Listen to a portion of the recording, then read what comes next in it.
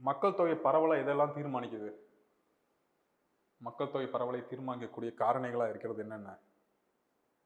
நம்ம 2 காரணங்களா பிரிக்கலாம். ஒண்ணு வந்து பிசிக்கல் ஃபேக்டர்ஸ், புவியியல் காரணிகள் அண்ட் சோசியோ எக்கனாமிக் ஃபேக்டர்ஸ், சமூக பொருளாதார காரணிகள். ஓகே. இப்போ பிசிக்கல் ஃபேக்டர்ஸ்ல டெரைன், அதாவது எது மாதிரியான புவியியல் அமைப்பில் அவங்க இருக்கிறாங்க, காடுகளில், மலைகளில், பீடபூமிகளில், சமவெளிகளில், இதெல்லாமே வந்து மக்கள் தொகையினோட பரவலை வந்து பாதிக்குது. காடுகள், மலைகளில் அவங்களால வாழ முடியும் அப்படின்னா கம்மி. ஏன்னா அங்கே இருக்கக்கூடிய கிளைமேட்டும் கம்மி, கிளைமேட்டும் அவனை பாதிக்கும். அதே மாதிரி அங்கே இருக்கக்கூடிய நிலத்தினுடைய பரப்பளவும் ரொம்ப கம்மி. அதனால் அங்கே அதிகமான மக்கள் தொகையை அதை தக்க வச்சுக்க முடியாது. அதனால் terrain is one of the main factor. Then climate, glaciers, பனிப்பாறைகள் இருக்கிற இடங்களில் மக்கள் இருக்க முடியுமா? முடியாது. அடர்ந்த காடுகளுக்குள்ள இருக்க முடியுமா? முடியாது. அதே மாதிரி பாலைவனங்களில், சுட்டெரிக்கும் பாலைவனங்களில் மக்கள் இருக்க முடியுமா? முடியாது. ஸோ எங்கே வந்து மக்கள் அவங்களால தாக்குப்பிடிக்கக்கூடிய அளவு கிளைமேட் இருக்குதோ, காலநிலை இருக்குதோ, அங்கே தான் அவங்க வந்து வாழ்வாங்க.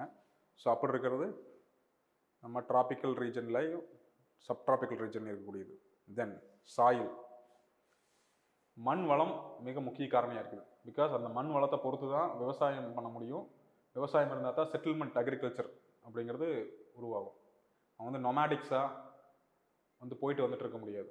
அவங்க ஒரு இடத்துல தங்கி அதையே அவங்களோட பூர்வீகமாக மாற்றிக்கிட்டு அவங்களோட ஜென்ரேஷன் பை ஜென்ரேஷன் அங்கேயே இருக்கும் பட்சத்தில் அங்கே வந்து அந்த பாப்புலேஷன் பெருகும். So soil is an important factor for the settlement and for the agriculture. Okay. Then water bodies, உலகத்தினுடைய அனைத்து நாகரிகங்களும் நதிக்கரையினுடைய ஓரத்திலேயே வந்திருக்கு. ஓகே. நதிக்கரை நாகரிகங்கள் தான் நம்ம சொல்கிறதே, எல்லா நாகரிகங்களும். So water bodies is an very essential and important factor. Then natural vegetation, நம்ம முன்னாடி சொன்ன மாதிரி காடுகள், அடர்ந்த காடுகள் இருக்க முடியாது, பட் செடி கொடிகள், காடுகள், நமக்கு தேவையான உணவு பயிர்கள் விளைவிக்கக்கூடிய அளவு இருக்கக்கூடிய அந்த காலநிலை இருக்கக்கூடிய இடங்களில் மக்கள் இருப்பாங்க. So these are the physical factor. Then socio economic factors, religion, culture, political issues, இல்லையா, இதெல்லாம் வந்து மிகப்பெரிய காரணியாக இருக்குது. ஒரு சில மதங்களுக்கு இருக்கக்கூடிய சங்கடங்கள், அவங்கள வந்து ஒரு மதம், பெரும்பான்மையான மதம் இருக்கக்கூடிய இல்லை, சிறுபான்மையான மதம் அந்த இடத்துல இருக்கிறது அவங்களுக்கு அது வந்து பாதுகாப்பாக உணர மாட்டாங்க சில நேரங்களில். முன்னொரு காலத்தில் ஏற்பட்ட பேட் ஈவெண்ட்ஸ், ஓகே, தீய செயல்கள்னால இப்போ அவங்க வந்து அதுலேருந்து விலகியே இருப்போம். சிறுபான்மை மதத்தை சேர்ந்தவங்க ஒரு இடத்துலையும், பெரும்பான்மையான மதத்தை சேர்ந்தவங்க ஒரு இடத்துலையும் பிரிஞ்சு வாழ்கிற மாதிரியான ஒரு சமூக சூழல் இருக்குது. So that is religion, culture and political issues. Then பொருளாதாரத்தை பேஸ் பண்ணி, அண்ணா நகரில் நம்மளால் வந்து சொந்தமாக ஒரு வீடு வாங்க முடியுமா அப்படின்னா முடியும். நீங்கள் சர்வீஸ் வாங்கினதுக்கப்புறம் சம்பாரித்து, நியாயமாக நேர்மையாக சம்பாரித்து அண்ணா நகரில் ஒரு வீடு வாங்கி நம்ம இருக்க முடியும். பட் இப்போ நம்ம முடியுமா அப்படின்னா இப்போ ரொம்ப சிரமம். ஏன்னா அதனுடைய விலைவாசி ரொம்ப அதிகமாக இருக்குது. ஓகே. ஒரு வீடு அப்படிங்கிறது ஒரு 50 லட்சம், 1 கோடி அப்படிங்கிற இதில் இருக்குது.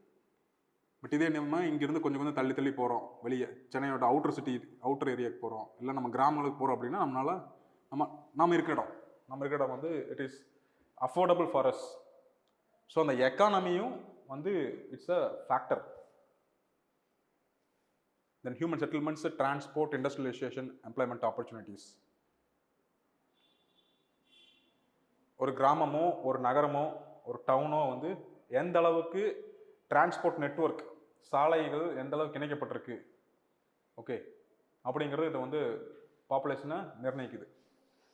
சாலைகளே இல்லை, மண் சாலைகள் இருக்குது, அல்லது சாலைகளே இல்லை அப்படின்னா அங்கே வந்து மக்களே இருக்க மாட்டாங்க, அது வந்து விரும்ப மாட்டாங்க. ஏன்னா சாலைகள், roads are very essential for economic transformation. பொருளாதார ரீதியாக அவங்களோட முன்னேற்றத்துக்கு ரொம்ப அவசியமாக இருக்கிறது சாலைகள். ஏன்னா அவங்க விளைவிக்கிற பொருட்களை கொண்டு போய் மார்க்கெட்டுக்கு சேர்த்தணும், இல்லை அவங்க வந்து தொழில் ரீதியாக ஒரு இடங்களுக்கு வந்து ட்ராவல் பண்ணணும் அப்படின்னா டிரான்ஸ்போர்ட் ரொம்ப ரொம்ப முக்கியம். தென் இண்டஸ்ட்ரியலைசேஷன், இண்டஸ்ட்ரீஸை பேஸ் பண்ணி ஒரு சில பகுதிகள் இருக்கும். ஓகே. இண்டஸ்ட்ரியல் செக்டார்ஸ், இண்டஸ்ட்ரியல் கிளஸ்டரை சுற்றி அதை பேஸ் பண்ணி அந்த தொழில் தெரிஞ்சவங்க அந்த இண்டஸ்ட்ரியை சுற்றியே இருப்பாங்க. ஃபார் எக்ஸாம்பிள் டெக்ஸ்டைல் இண்டஸ்ட்ரின்னு எடுத்துட்டிங்கன்னா இந்த கரூர், ஈரோடு, கோயம்புத்தூர் இந்த மாவட்டங்களை சுற்றி அந்த தொழில் தெரிஞ்சவங்க அந்த இண்டஸ்ட்ரியை எங்கெங்கெல்லாம் இருக்குதோ அதை சுற்றியே அவங்களோட வாழ்வாதாரத்தை அமைச்சுக்குவாங்க, வாழ்விடங்களை அமைச்சுக்குவாங்க.